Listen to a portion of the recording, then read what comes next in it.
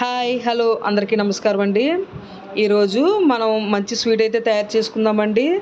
Orissa style అనమాట. Orissa traditional అనమాట ఇది స్వీటు. ఇది క్యారమల్ రైస్ కీర్ అండి ఇది. ఈ కీర్కి అయితే చాలామంది ఫ్యాన్స్ అయితే ఉన్నాము. ప్రతి ఒరిస్సాలోని మెయిన్ కటక్ అనే జిల్లాలోని కంపల్సరీగా పెళ్ళిళ్ళకి కానీ అలాగే శుభకార్యాలకు కానీ ఏ ఫంక్షన్కి అయినా సరే ఈ కీర్నే వాళ్ళు స్వీట్ కింద అయితే పెడతారనమాట. చాలా బాగుంటుంది, టేస్ట్ చాలా బాగుంటుంది. సేమ్ మన పరవన్నంలాగే తయారు చేసుకోవచ్చు. కాకపోతే పరవన్నంలో మనం ఎక్కువ బియ్యం తక్కువ పాలు వేసుకుంటాం. కీర్కి ఎక్కువ పాలు తక్కువ బియ్యంతో చేస్తాం అనమాట. మరి లేట్ చేయకుండా ప్రాసెస్లోకి అయితే వెళ్ళిపోదాం. దీనికి ముఖ్యంగా పాలు అయితే మనకి ఎక్కువైతే పడతాయి. స్వీట్ అయితే చాలా బాగుంటుంది. లాస్ట్ వరకు చూడండి. ముందుగా అయితే బియ్యం అయితే తీసుకుంటున్నాను. అక్కడైతే స్వేర్గా కిరీకని బియ్యం అయితే ఉంటాయి, మన దగ్గర దొరకవు. కాబట్టి మనం కొత్త బియ్యం కానీ లేకపోతే రేషన్ బియ్యం కానీ తీసుకోవాలి. ఎందుకంటే వీటిలో మనకి జిగుమానంగా ఉంటుంది. కాబట్టి మనం రేషన్ బియ్యంతో చేసుకోవచ్చు, లేదంటే కొత్తగా పండిన బియ్యంతోనైనా చేసుకోవచ్చు. ఈ రెండిటితో కీర్ చాలా బాగుంటుంది. కరెక్ట్గా మన గుప్పిడితో 2 గుప్పిళ్ళు అయితే తీసుకోవాలి. అంటే ఒక కప్పులోకి సకానికి అయితే బియ్యం అయితే తీసుకున్నాను. ఒక కప్పుకి సకానికి బియ్యం అండి. లీటర్న్నర పాలతో అయితే చేసుకుందాము. ఒక కప్పుకి సగం బియ్యం అయితే తీసుకున్నాను. ఇప్పుడు దీన్ని ఒక బౌల్లో వేసి బాగా 2-3 సార్లు బాగా కడుక్కుందాము. రేషన్ బియ్యం అయినా సరే చాలా బాగుంటుంది. ఇప్పుడు నేను రేషన్ బియ్యంతోనే చేస్తున్నాను. ఒక పరమాన్నానికి కానీ కీరికి కానీ రేషన్ బియ్యం చాలా బాగుంటుంది. ఇప్పుడు ఇది బాగా 2-3 సార్లు బాగా కడుక్కోండి. ఈ బియ్యాన్ని కడుక్కొని కరెక్ట్గా ఒక గంట సేపు అయినా సరే నాననివ్వండి. ప్రతి టిప్స్ కూడా ఫాలో అయ్యారంటే కీర్ అనేది చాలా బాగా అనేది వస్తుంది అనమాట. వాళ్ళు ఎలా చేస్తున్నారో, వాళ్ళు ఇళ్ళకడ ఎలా చేస్తున్నారో అదే స్టైల్ అయితే మీకు చెప్తున్నాను. ఇప్పుడు చూడండి, బియ్యం అయితే బాగా నానాయి. గంట తర్వాత ఇలా బియ్యం అనేది బాగా నానాలి. ఇప్పుడు ఈ నానిన బియ్యాన్ని ఏదైనా జాలీలాంటి దాంట్లో వడకట్టుకోవాలి. బియ్యం ఇలా నానడం వల్ల మనకి గుండ చేసుకోవడానికి వీలుగా అయితే ఉంటుంది. ఇప్పుడు ఈ వడకట్టుకున్న బియ్యాన్ని చేతితో బాగా కూడా ఇలాగా మీరు బాగా ఇలాగా కలుపుకున్నారంటే మనకి ముక్కలు అవుతుంది అనమాట. అంటే బియ్యంలా కాకుండా ఇలాగ ముక్కల కింద అవుతుంది. అందుకే మనం ఒక గంట సేపు అన్న ఇలా నానబెట్టుకుంటే మనకి ఇలాగా రైస్ అనేది నూకలా తయారవుతుంది. ఇలాగ మనం చేసుకున్న తర్వాత దీన్ని పక్కన పెట్టేసుకొని ఇప్పుడు చూడండి ఇలాగ అవ్వాలన్నమాట. ఇలా అయితే మనకి కీర్ పర్ఫెక్ట్గా కనబడుతుంది. ఇప్పుడు స్టవ్ మీద ఒక దలసరి పెనం అయితే పెట్టుకొని నేను ఒక 3 స్పూన్లు నెయ్యి అయితే వేసుకుంటున్నాను. ఇలాగా 3 స్పూన్లు నెయ్యి వేసుకొని నెయ్యి అంతా కొంచెం బాగా కరిగిన తర్వాత ఇందులోకి కొంచెం పూర్తిగా కూడా నెయ్యి అంతా పెనానికి అయితే ఇలాగా స్ప్రెడ్ చేయండి. పెనం అంతా కూడా ఇలా నెయ్యి అంటుకుండి ఇలాగా స్పూన్ తోటి నెయ్యి అంతా కూడా ఇలాగ పెనం చుట్టూ కూడా ఇలా కలుపుకోండి. ఇప్పుడు నేను ఇందులో కొంచెం బాదం అలాగే జీడిపప్పు కూడా చిన్న చిన్న ముక్కల కింద కట్ చేసి వేయించుకుంటున్నాను. మీరు పూర్తిగా జీడిపప్పు అనేది తీసుకోవచ్చు, కానీ జీడిపప్పు వేసుకుంటే కీర్ చాలా బాగుంటుంది. అలాగే పిస్తా కూడా వేసుకోవచ్చు అనమాట. ఇప్పుడు ఇవి వేయించుకునే ప్లేట్లో తీసుకొని ఇప్పుడు ఈ నెయ్యిని ప్రస్తుతానికి కొంచెం నెయ్యిని ఏదైనా చిన్న బౌల్లోకి తీసుకొని మళ్ళీ యాడ్ చేద్దాము. ఎందుకంటే ఇందులో మనం క్యారమల్ చేసుకుంటాం కాబట్టి కొంచెం నెయ్యి ఉంచుకున్నాను. ఇప్పుడు ఇందులోని ఒక 3 స్పూన్లు పంచదార అయితే తీసుకుంటాను. అంటే ఒక చిన్న కప్పుకి సగం పంచదార అయితే తీసుకుందాము. మరి అంత పంచదారతో మనం క్యారమల్ చేసామంటే అందులో మనకి రైస్ అనేది ఉడకదనమాట. కాబట్టి తక్కువ పంచదారతో క్యారమల్ అనేది తయారు చేసుకోవాలి. కప్పుకి సకానికి పంచదార మాత్రమే వేసి మంట అయితే బాగా లో మంట పెట్టుకోవాలి. ఒక 5 మినిట్స్ ఉగ్గేస్తే మనకి ఇలా క్యారమల్ అనేది తయారవుతుంది. ఇలా మంచి కలర్ అనేది తయారవుతుంది. చూడండి, ఈ కలర్ వస్తేనే మన కీర్ అనేది మంచి కలర్లో అనేది కనబడుతుంది అనమాట. ఇప్పుడు క్యారమల్ అయింది కదా. ఇప్పుడు ఇందులోకి మనం ఇందాక పక్కన పెట్టుకున్న రైస్ని వేసుకొని ఇప్పుడు అలాగే మనం ఇందాక పక్కన పెట్టుకున్న నెయ్యిని కూడా ఇందులో యాడ్ చేసేసుకోవచ్చు. ఇప్పుడు నెయ్యి అనేది 3 స్పూన్లు పర్ఫెక్ట్గా అనేది పడుతుంది. ఇప్పుడు ఇందాక మనం పక్కన పెట్టుకున్న నెయ్యి కూడా వేసేసుకొని ఈ రైస్ని బాగా వేయించుకోవాలి.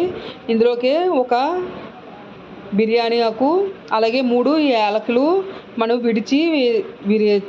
విడదీసి వేసుకోవాలి. యాలకులు కూడా, లేదంటే మీ దగ్గర యాలకులు పొడినా సరే వేసుకోవచ్చు. లేదంటే ఇలా యాలకులు 3-4 ఇలా విడదీసి వేసుకొని బాగా నేతిలోని బాగా వేయించుకోండి. ఈ బియ్యంలోని రవ్వ అనేది ఒక 5 మినిట్స్ వేగితే సరిపోద్ది. ఇప్పుడు ఇందులోకి ఒక చిన్న టీ గ్లాస్తో నీళ్ళని పోసుకోండి. అంటే ఒక 3 స్పూన్లు అనమాట. ఒక 3 స్పూన్లు నీళ్ళైతే పోసుకొని ఒకసారి కలుపుకోండి. కలర్ అనేది మనకు ఒకసారి చేంజ్ అవుతుంది. ఇప్పుడు ఇలాగా మనం బాగా కలుపుకున్న తర్వాత ఇప్పుడు ఇందులోకి మనం పాలు అనేది డైరెక్ట్గా యాడ్ చేయొచ్చు. ఇప్పుడు నేను లీటర్న్నర గేదె పాలు అయితే తీసుకున్నాను. ఫుల్ ఫ్యాట్ ఉన్న పాలు తీసుకోండి, లేదంటే ప్యాకెట్ పాలు అయినా సరే ఫ్యాట్ ఉన్న పాలు అయితే తీసుకోవాలి. కీర్ అనేది చాలా క్రీమీగా బాగుంటుంది అన్నమాట. ఇప్పుడు మనం కలుపుకుంటా మనం దగ్గరే ఉండి స్టవ్ పెద్దమంట పెట్టుకున్నా సరే కలుపుకుంటా మరగనివ్వాలి. చూడండి మనకి ఇలా దగ్గరగా ఉడుకుతుంది కదా రైస్ అనేది పూర్తిగా ఉడకాలి. రైస్ అనేది ఎక్కడ పలుకు లేకుండా పూర్తిగా ఉడకాలి. అప్పటి వరకు కూడా దగ్గరే ఉండి కలుపుకుంటా ఉడికించుకోండి. మనకి ఇలాగ పూర్తిగా దగ్గర పడుతుంది, కొంచెం బాగా రైస్ అనేది బాగా ఉడికింది, రైస్ అనేది దగ్గర పడుతుంది అన్న టయానికి పక్కనున్న మేగడ కూడా కలుపుకుంటూ ఉండండి. ఇలా దగ్గర పడ్డ తర్వాత ఒక 5-6 గరిటెలు అడుగు నుంచి రైస్ అనేది ఉంటుంది కదా, రైసు పాలు కూడా ఇలాగ బౌల్లోకి తీసుకోండి.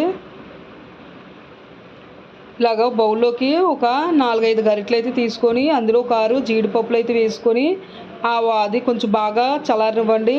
చల్లారిన తర్వాత దీన్ని మిక్సీలో వేసి మెత్తటి మనము గ్రైండ్ చేసుకోవాలన్నమాట. మెత్తని పేస్ట్లా తయారు చేసుకోవాలి.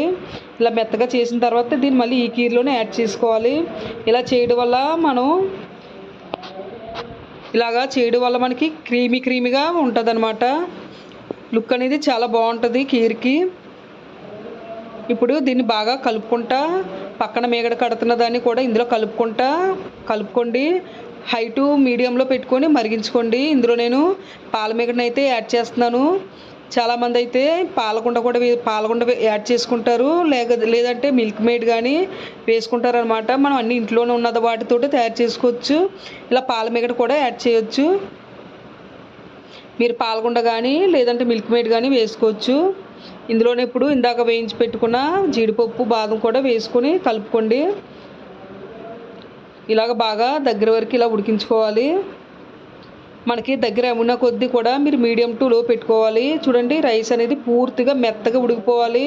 మెత్తగా ఉడికినంత వరకు కూడా పంచదార అయితే యాడ్ చేయకూడదు. మీరు ముందుగా పంచదార యాడ్ చేస్తే రైస్లో ఉండిపోద్ది, ఉడకదనమాట. కాబట్టి రైస్ పూర్తిగా ఉడికిన తర్వాతే మనం ఇలాగా నేనైతే కప్పున్నర పంచదార అయితే వేసానండి. మరి ఎక్కువ వేసుకోవద్దు, ఎందుకంటే వెగటగా ఉంటుంది. మీరు కరెక్ట్గా టేస్ట్ చూసుకొని పంచదార అయితే యాడ్ చేయండి. నేను ఈ కప్పున్నర అయితే పంచదార వేసాను. ఫస్ట్ అరకప్పు క్యారమల్కి వేసాను, కప్పున్నర పంచదార వేసాను. అలాగే కొంచెం సాల్ట్ వేసుకోవాలి.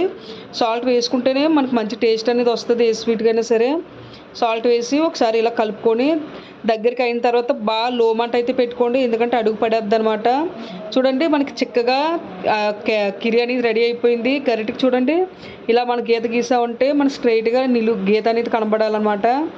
అంటే మనకి కీర అనేది రెడీ అయిపోయింది. ఇలా చిక్కగా ఈ పర్సెంట్కి వచ్చిన తర్వాత మనం స్టవ్ అయితే ఆఫ్ చేసేసుకోవచ్చు. కీర అనేది కలర్ కూడా మనకి న్యాచురల్గా చాలా బాగా వచ్చింది కదా, చాలా బాగా వచ్చింది, పర్ఫెక్ట్గా కూడా ఉంది.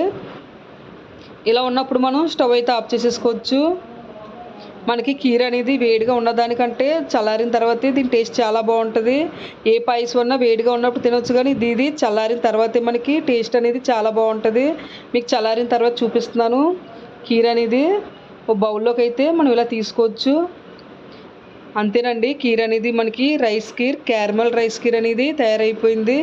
టేస్ట్ మాత్రం చాలా బాగుంటుందండి. ఒకసారి మీరు తిన్నారంటే మళ్ళీ మీరు ప్రతి ఫంక్షన్ కూడా ఇలాగ మీరు తయారు చేసుకోగలుగుతారు. ఓన్లీ పాలు ఉంటే చాలు, చాలా సింపుల్గా ఇలా రైస్ అనేది తయారు చేసుకోవచ్చు. రైస్ కీర్ అనేది టేస్ట్ మాత్రం చాలా ఎక్సలెంట్గా ఉంటుందండి. దీనికైతే చాలామంది మేము ఫ్యాన్స్ అనమాట. మరి ఈ రెసిపీ మీకు నచ్చిందని నేనైతే అనుకుంటున్నాను. కంపల్సరీగా ట్రై చేయండి మీకు, ఎందుకంటే ఫెయిల్ అవ్వడం అంటే ఏమీ ఉండదు. సేమ్ మనం పరవణం చేసుకున్నట్టే దగ్గరుండి కొన్ని టిప్స్ ఫాలో అవుతే కీర అనేది చాలా పర్ఫెక్ట్గా అనేది వస్తుంది. మరి ఈ రెసిపీ నచ్చితే లైక్ చేయండి, షేర్ చేయండి, సబ్స్క్రైబ్ చేసుకోండి నా ఛానల్ని. Okay friends, bye.